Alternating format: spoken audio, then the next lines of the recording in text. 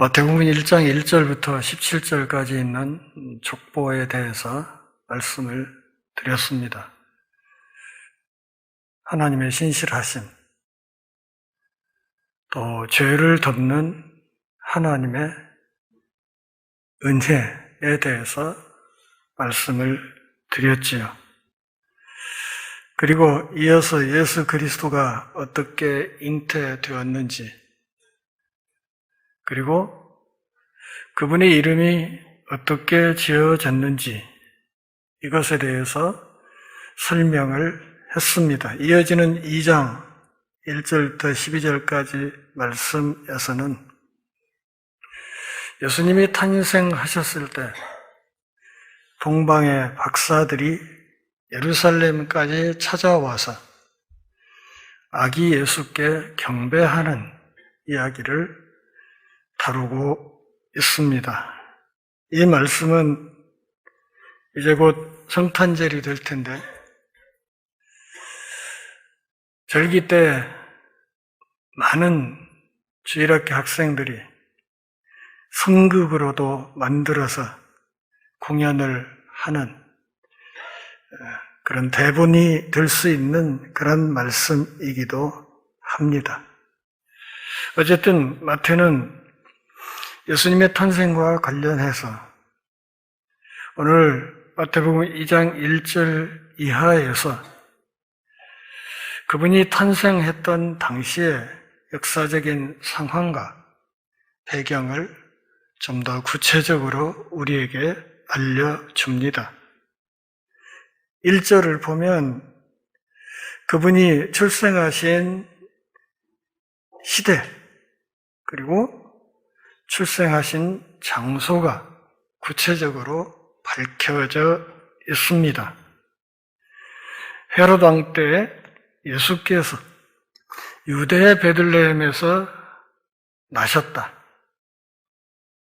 그런데 동방으로부터 박사들이 예루살렘에 이르러서 유대인의 왕으로 나신 분이 어디 계시냐 이렇게 물었다고 말하고 있습니다.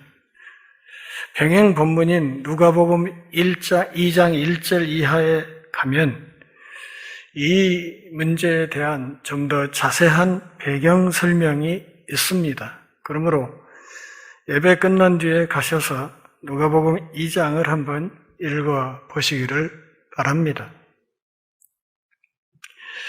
마태복음 2장 19절 이하 말씀을 보면 예수님이 애굽에 피난하신 후에 나사렛으로 돌아오셨다 하는 말씀이 있습니다.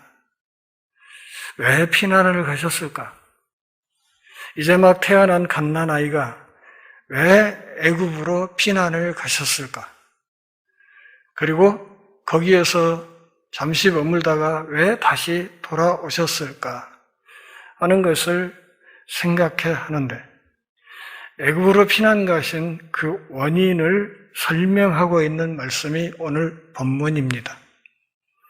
신학자들은 예수님이 애굽으로 피난 갔다가 다시 돌아오시는 이 과정을 구약의 출애굽 사건과 비교하면서 예수님이 이제 새로운 출애굽을 이끄실 메시아라는 사실을 확인하기 위해서 이렇게 애굽에 갔다 오셨다 설명하기도 합니다.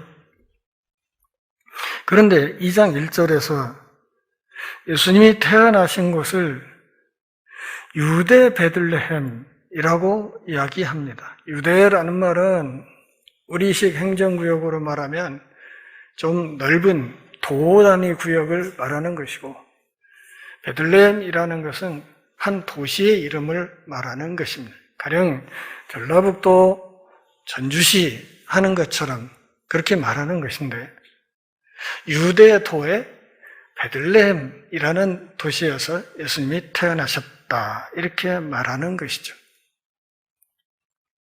그런데 왜 이 베들레헴을 말할 때 그냥 베들레헴이라 하지 않고 유대 베들레헴이라고 마태가 기록을 하는가? 그것은 갈릴리 지역에도 베들레헴이라는 지명이 있었기 때문입니다. 그러니까 나사렛에서 약 10km 떨어진 곳에 같은 이름의 고을이 있었기 때문에 이 고을과 구분하기 위해서 유대 베들레헴 이렇게 말을 한 것이죠. 예수님이 출생하신 유대 베들레헴은 예루살렘 남쪽 10km 지점에 있는 곳이고 해발 고도가 약 800m 정도 되는 곳입니다. 여러분, 우리가 살면서 이쪽 진안 무진장 쪽으로 이렇게 가면 훨씬 기온이 떨어진다는 생각이 들지 않습니까? 좀 몸이 안 좋을 때는 이 곰티째 근처 이렇게 진안으로 넘어간 제를 넘어가면 귀가 막 멍멍할 정도로 기압차가 심하지 않습니까? 그런데 이 800m 고지라고 하면 상당히 지대가 높은 곳입니다. 거기에서 예수님이 출생하셨습니다. 이 유대 베들레헴은 구약의 역사를 더듬어 보면 룻과 보아스가 혼인한 곳입니다. 아울러서 다윗 왕이 성장한 곳이기도 합니다. 구약 선지서 미가 5장 2절에서는 유다 베들레헴에서 메시아가 나신다는 예언이 있는데 이 말씀으로 미루어 볼 때 유대 베들레헴에서 예수님이 출생하셨다 하는 것은 미가 선지자의 이 예언이 성취되었다 하는 그런 뜻을 담고 있습니다. 그런데 그분이 이 땅에 오실 때 당시 통치자가 누구였다고요? 헤롯 왕이었다. 여기 헤롯이라는 이 이름, 이 이름을 보통 우리는 헤롯 대왕 이렇게 이야기합니다. 그리고 헤롯의 아들들이 여럿이 있었는데 그 아들들을 가리킬 때는 헤롯 안티바 이런 식으로 이야기를 하시죠. 헤롯 대왕은 주전 34년부터 37년 사이에 그가 다스렸던 영토가 과거 다윗 임금이 다스렸던 것과 영토가 거의 비슷할 정도로 아주 넓은 지역을 다스리고 있었던 임금이었습니다. 그를 가리킬 때 대왕이라 이렇게 해서 큰 대자를 붙여서 이야기하는 이유는 그가 정치적으로 성공을 했기 때문입니다. 그가 정치적으로 행정력을 발휘해서 성공한 그 업적이 대략 한 3가지로 이야기가 됩니다.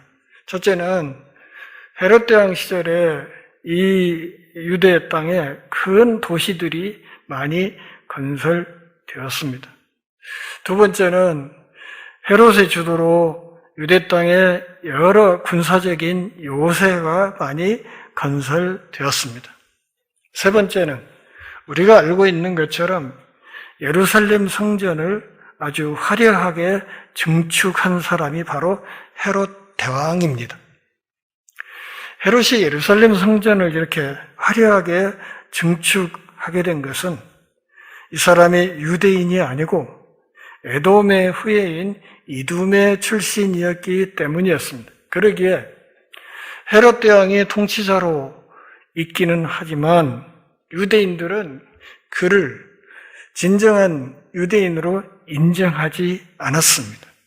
실제로 그의 혈통을 보면 유대인보다는 헬라 사람에 훨씬 더 가까운 사람이었습니다. 그러니까 정통 유대인이 아닌 헬라 사람에 훨씬 가까운 사람이 통치자로 있다는 사실을 선민의식을 갖고 있었던 유대인들은 탐탁지 않게 생각을 하고 있었고 그것 때문에 유대인들의 환심을 사기 위해서 그가 예루살렘 성전을 건축하는 작업을 했던 것이죠. 이 예루살렘 성전을 얼마나 화려하고 웅장하게 지었는지 이 건축 기간이 수십 년이었다는 사실을 우리가 이미 잘 알고 있습니다.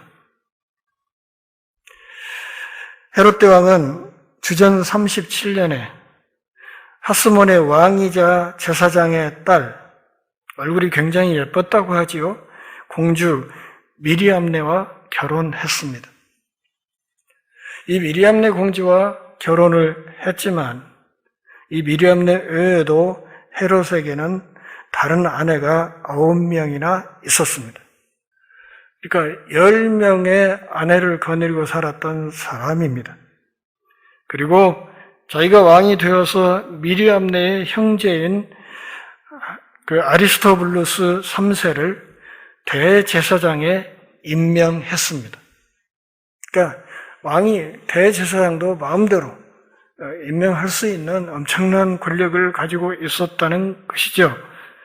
그런데 이 대제사장이 자기 마음에 좀 들지 않는다 해서 주전 35년에 이 사람을 물에 빠뜨려 죽여버립니다.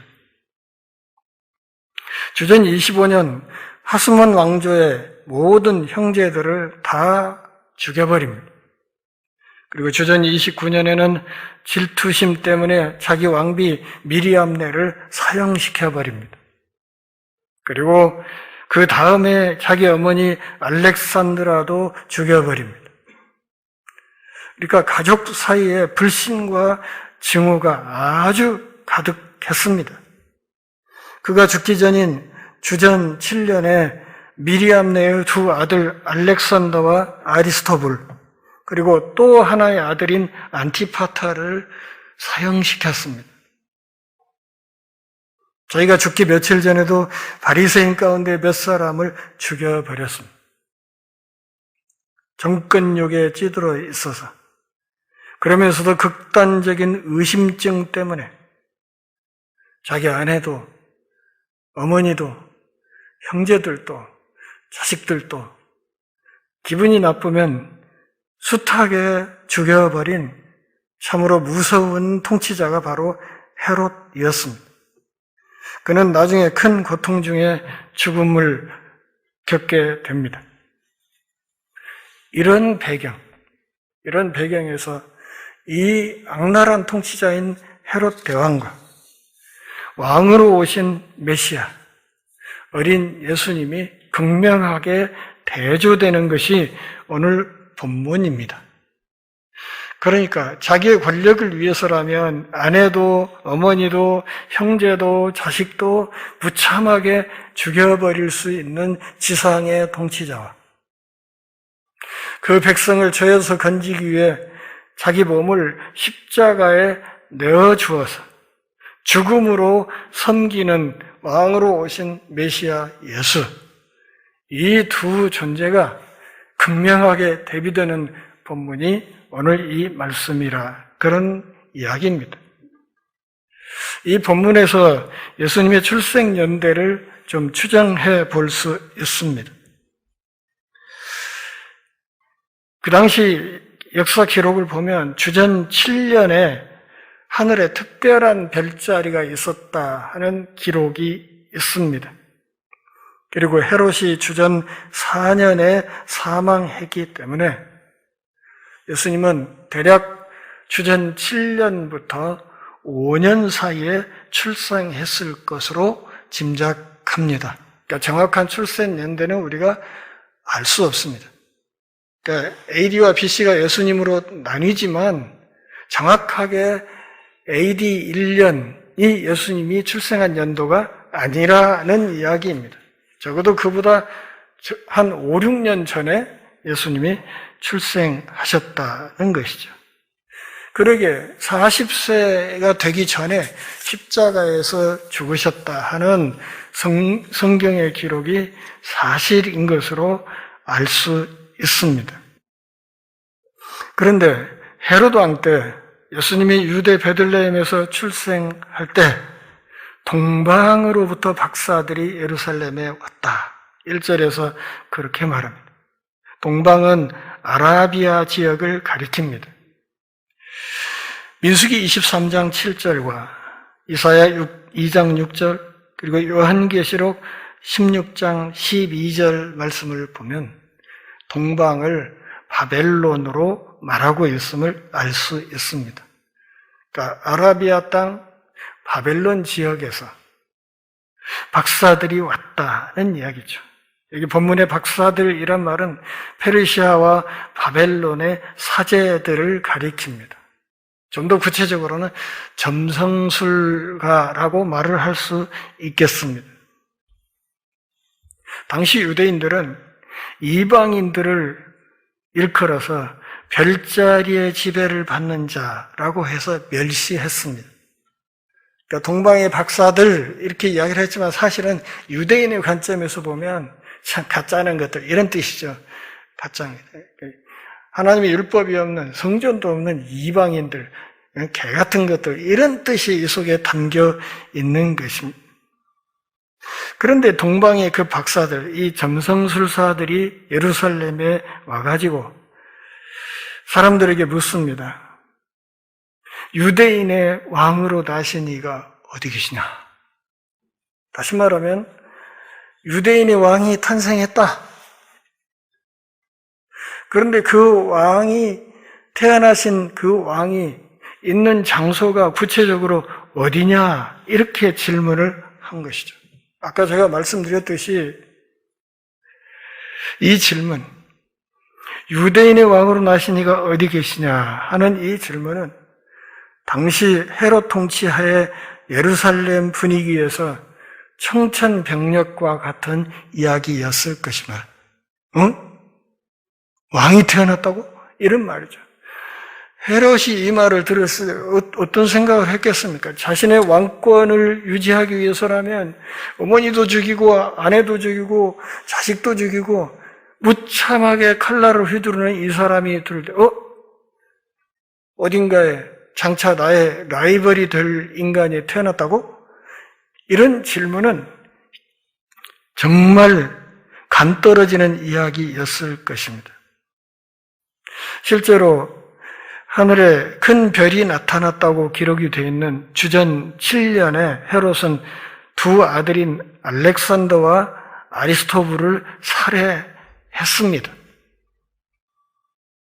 정권욕에 찌든 헤롯, 극단적으로 의심 많은 헤롯에게 동방 박사들이 하고 있는 이 질문은 정말로 간 떨어지는 이야기였을 것입니다. 유대인의 왕이 태어났다고? 그러면 어떻게 해야 되겠어요?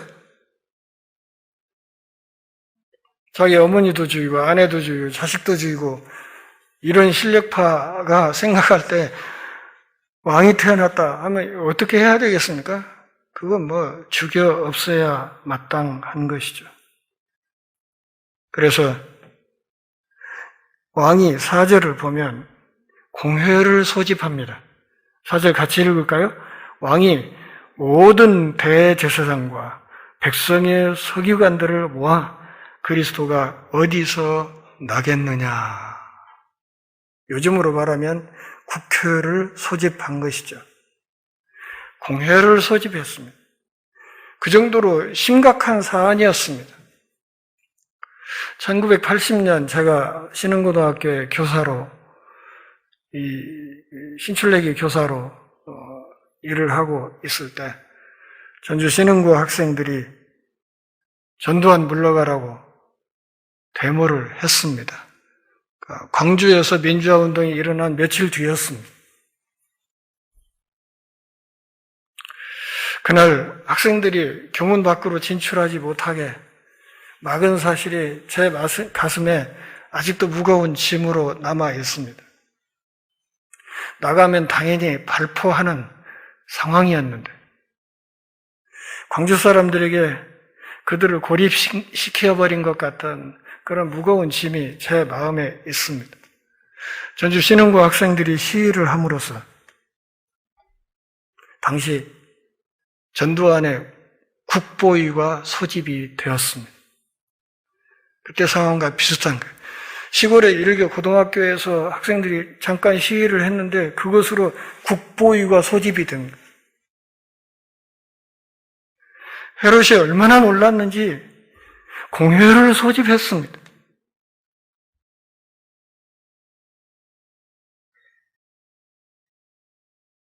그러면서 묻습니다. 그래? 그러면 그리스도가 어디서 나겠는가? 그러니까 우리가 이해해야 될 것은 유대인의 왕으로 나신 분이 계시다. 이렇게 질문이 들어왔는데 헤롯은 이것을 어떻게 인식했냐면 그 왕을 그리스도로 인식했다는 거죠. 그래서 공회원들에게 묻습니다. 그러면 그리스도가 어디에서 태어난다고 예언이 되어 있는가? 이렇게 질문을 한 것이죠.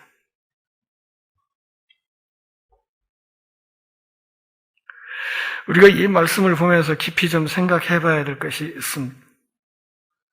점성술이 옳다 하는 것이 아닙니다. 문제는 동방 박사들이 오는 이 길을 점성술사들이 가지고 있는 지식을 통해서 그 이방인들을 아기 예수께, 그리스도께로 하나님이 이끌었다는 것입니다.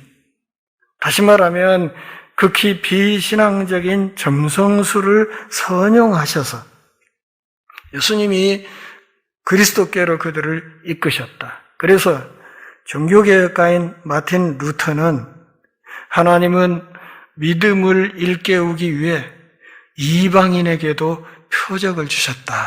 이렇게 설명했습니다. 메시아를 갓 태어난 메시아에게 경배하기 위해서 그분을 예배할 수 있는 사람을 이방에서 불러오셨는데 하나님의 하늘의 별자리의 움직임을 통해서 그들의 발걸음을 인도했다는 것이죠.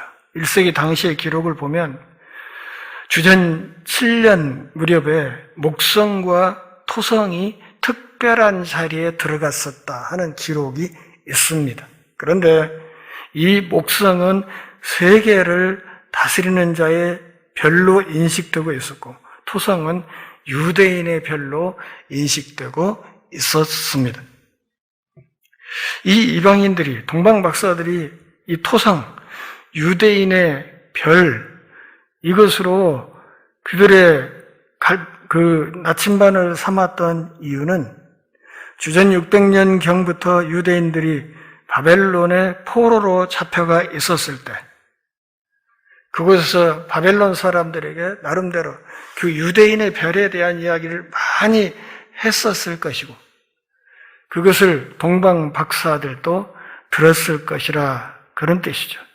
그래서 이 유대인의 별을 상징하는 토성과 세계를 다스리는 자의 별인 목성이 별자리상 특별한 자리에 들어가는 이 모습을 보면서 그것의 인도를 받아 이 예루살렘 지역으로 그들이 찾아왔다는 것입니다.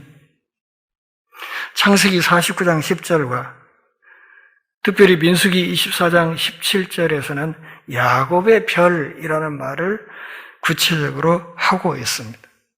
그리고 그 별의 인도를 받아서 이 팔레스타인 땅에 들어온 이방인들이 우리가 그분께 경배하러 왔다. 그렇게 이야기했습니다.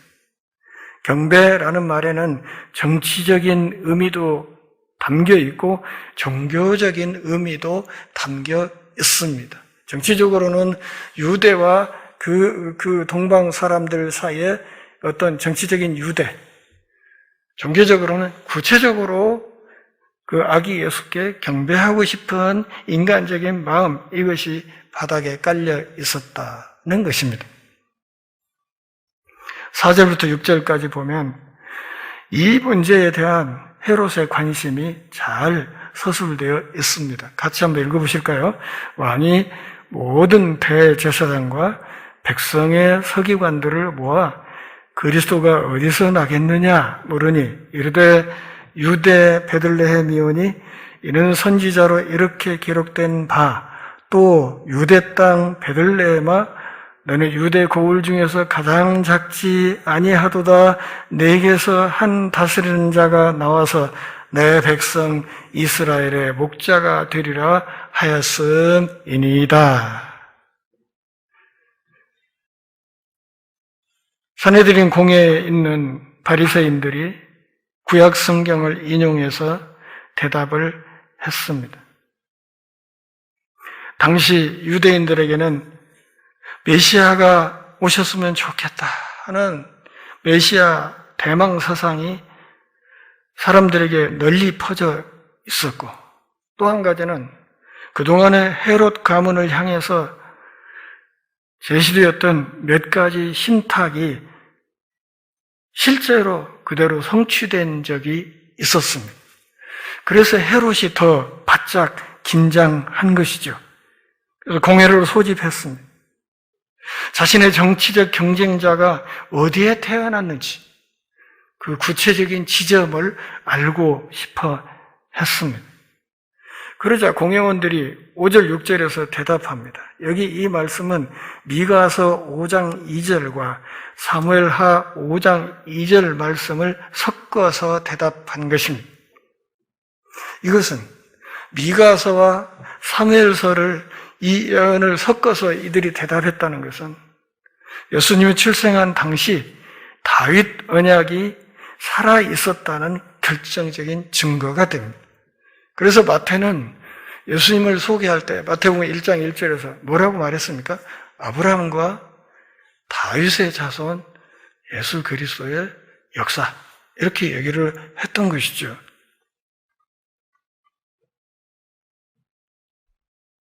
그런데 구약의 예언을 보면 이 메시아를 배출한 도시 유대 베들레헴은 당시로서 아주 작은 고을이었습니다. 그렇지만 선지자들은 뭐라고 얘기를 했냐면 작은 고을이지만 이 고을은 결코 작은 곳이 아니다, 그렇게 얘기를 했습니다. 왜요? 우주의 왕을 배출한 동네인데 그 동네를 작다고 하면 되겠냐? 그런 말이죠. 그런데 6절에서 다스리는 자라는 말이 있고 그 다음에 목자라는 말이 있는데, 이 다스리는 자 그리고 목자라는 말의 헬라어의 원래 뜻은 왕이라, 그런 뜻이에요. 내게서 왕이 나올 것이다, 이런 예언이었다는 거죠. 그 예언대로 구체적으로 유대 베들레헴에서 정말 메시아가 출생했습니다. 선지자들의 이 언약이, 이 예언이 성취된 것입니다. 그래서 7절을 같이 보실까요? 예, 헤롯이 가만히 박사들을 불러 별이 나타난 때를 자세히 물었다. 자세히. 뭐 하려고요? 표면적인 이유는 8절에 있는 것처럼 나에게 알려주면 나도 가서 그에게 경배하겠다. 너희들이 여기까지 찾아온 목적과 다르지 않아. 너희들처럼 나도 그 아기께 경배하고 싶으니까 그 지점이 정확히 어디인지 확인 후에 나한테 좀 알려다오, 이렇게 이야기를 한 거예요. 헤롯이 어떻게 행동했다고요? 가만히 행동했다고. 가만히, 은밀하게 행동했습니다. 위험한 경쟁자를 죽여 없애기 위해서 그가 은밀하게 행동했습니다. 그러면서 아기가 태어난 정확한 지점을 알려달라. 왜? 나도 그 아이에게 경배하겠다. 거짓말이죠. 헤롯은 거짓말의 달인입니다. 성경은 사탄을 일컬어서 거짓의 아비라, 그렇게 말해요. 거짓의 아비라. 그러니까 우리가 살아가면서 무언가를 거짓말하는 그 순간 우리가 마귀의 자식으로 활동하는 거예요.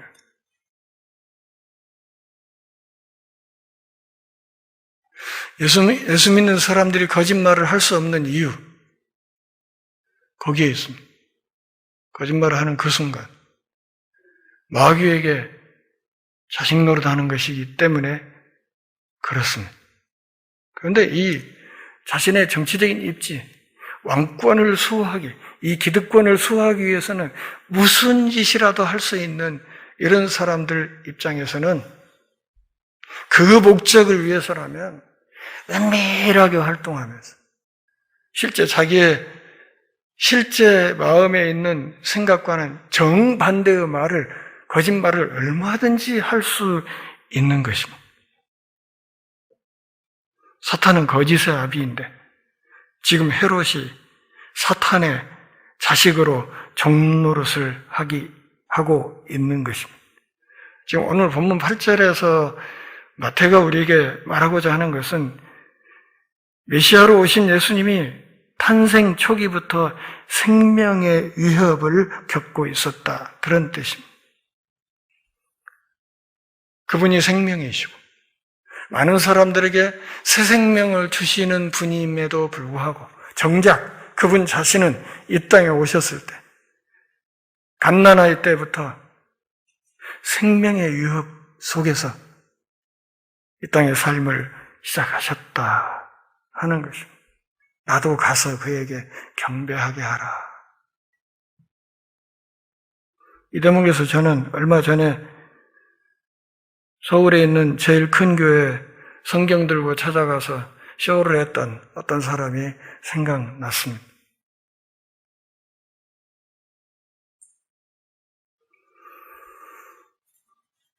그런 사람들을 어서 오십시오, 환영합니다, 어쩌고 하는 목사도 문제지요.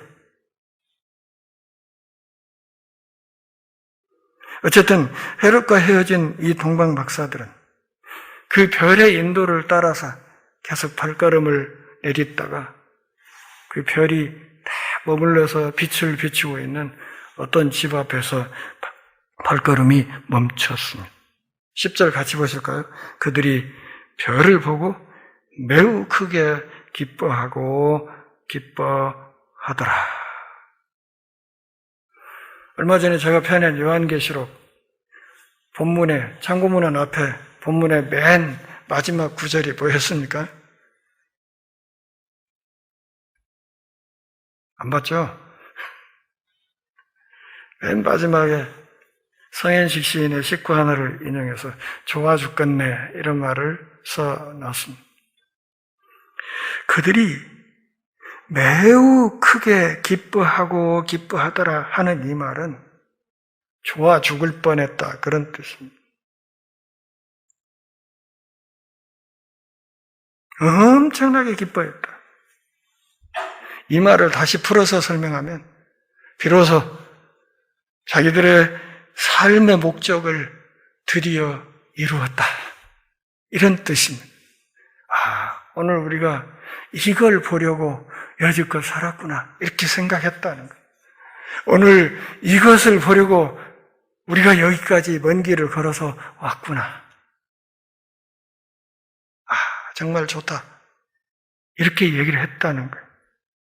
11절 같이 봅니다. 집에 들어가 아기와 그의 어머니 마리아가 함께 있는 것을 보고 엎드려 아기께 경배하고 출생 선물로 보배합을 열어 황금과 유향과 몰약을 예물로 드렸다.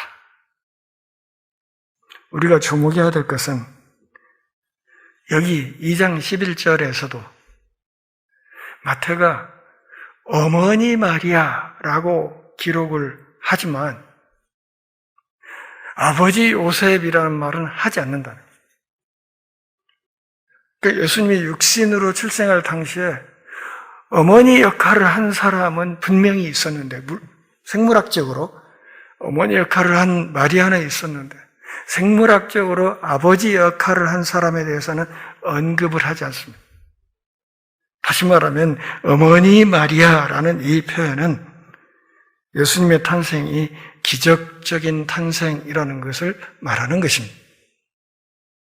그분이 기적적으로 탄생했다.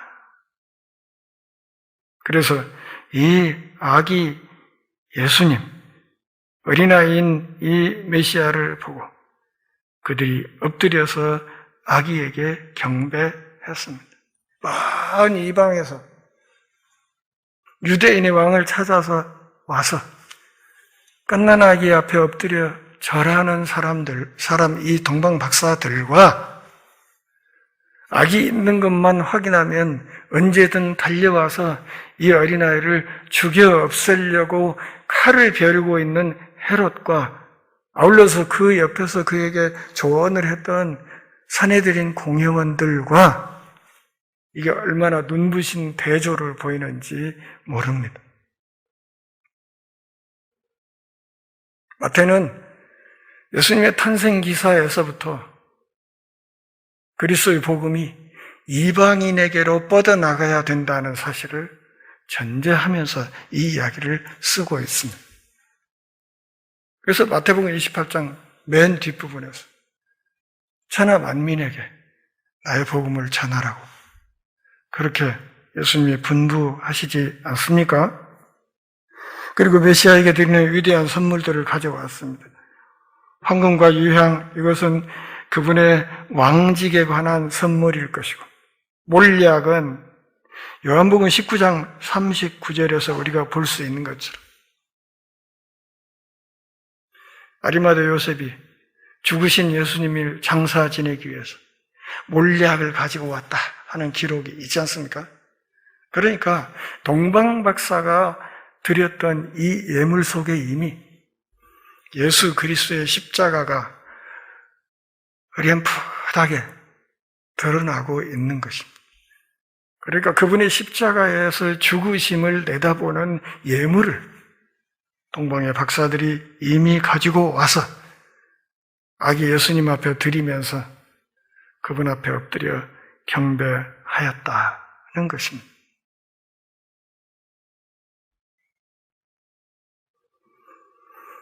이제 아기 예수의 위치가 드러났습니다.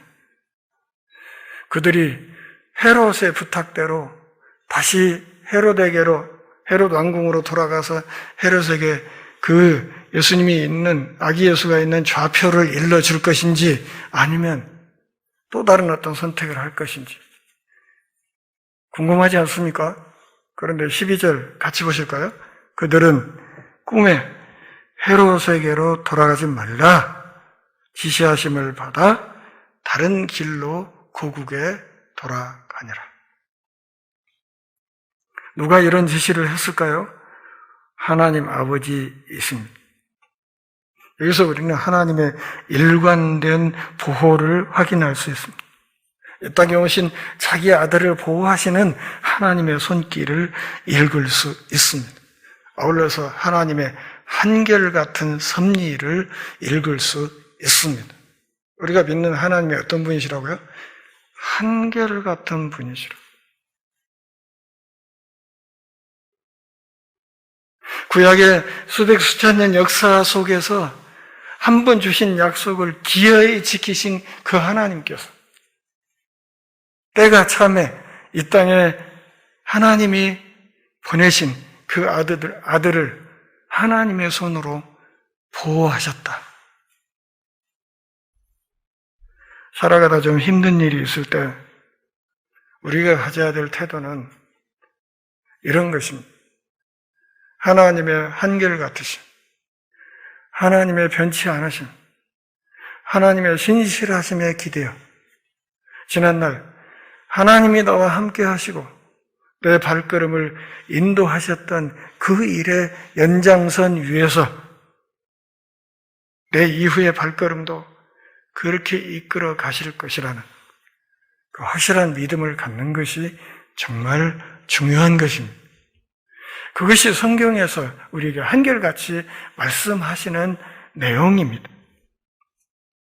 말씀을 정리합니다. 오늘 본문 2장 1절부터 12절까지 말씀에서 마태가 우리에게 말하고자 하는 몇 가지 사실이 있습니다.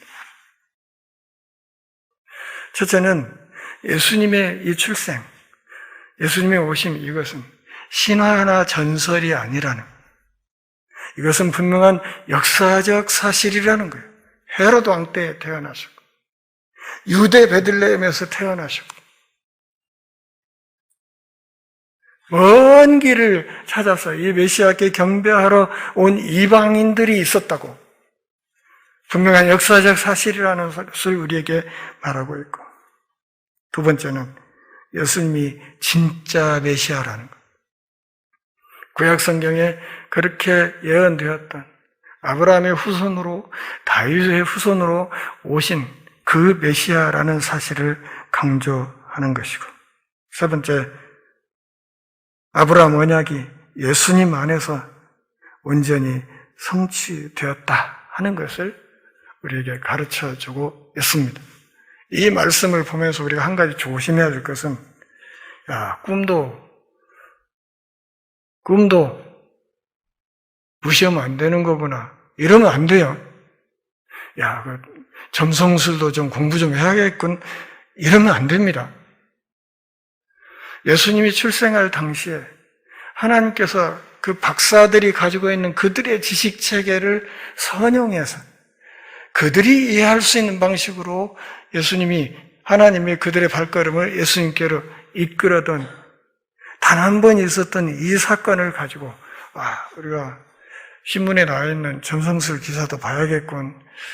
엊그저께 꾼 그 꿈도 함부로 무시하면 안 되겠군. 이렇게 생각하면 안 된다. 그러면 본문은 예수님이 약속된 메시아라는 사실을 강조하고 있습니다. 창세기 49장 10절 한번 읽어보실까요? 찾아서 49장 10절 같이 읽습니다. 규가 유다를 떠나지 아니하며 통치자의 지팡이가 그 발 사이에서 떠나지 아니하기를 실로가 오시기까지 이르리니 그에게 모든 백성이 복종하리로다. 유다에 대해서 예언하신 것입니다. 야곱이 아들 유다의 그 지파의 미래에 대해서 예언한 거예요. 그런데 그 끝에 무슨 말이 있어요? 그에게 모든 백성이 복종하리로다. 이 모든 백성이란 말은 유대인과 이방인을 구분하지 않고 싸잡아서 하는 말입니다. 동방에서 박사들이 아기 예수님을 찾아옴으로써 창세기 49장 10절에 야곱의 이 예언이 성취되었다 하는 것을 오늘 본문이 가르쳐주고 있습니다. 하나님의 말씀 안에서 하나님이 우리 각 사람에게 주신 약속들이 있을 것입니다. 하나님은 그 약속을 우리의 전 생애를 통해서 반드시 이루어 가실 것입니다. 그러기에 우리의 발걸음은, 우리의 생각과 말은, 그리고 우리의 행동은 언제나 우리를 이 땅에 부르시고 이 극동의 분단국가 한반도 남쪽 이 전라도 땅에 우리를 불러 세우신 그분의 뜻과 계획과 꿈을 늘 깊이 묵상하고 그 뜻을 이루는 일에 남은 생애를 온전히 바쳐드려야 할 것입니다. 그리고 그 과정에서 하나님의 한결같은 자세로, 한결같은 은혜로 우리의 발걸음을 다스리시고 그리고 보호하시고 이끄실 것이라는 것을 확신하고 믿음으로 담대하게 나아갈 수 있기를 바랍니다. 기도하겠습니다. 하나님 아버지, 오늘도 주의 말씀을 들으며 우리 신앙을 돌아보는 은혜 주셔서 고맙습니다. 삶이 다하는 그날까지 우리를 불러세우신 하나님의 뜻을 온전히 성취시키는 복된 발걸음 되게 하옵소서. 예수님의 이름으로 기도합니다. 아멘.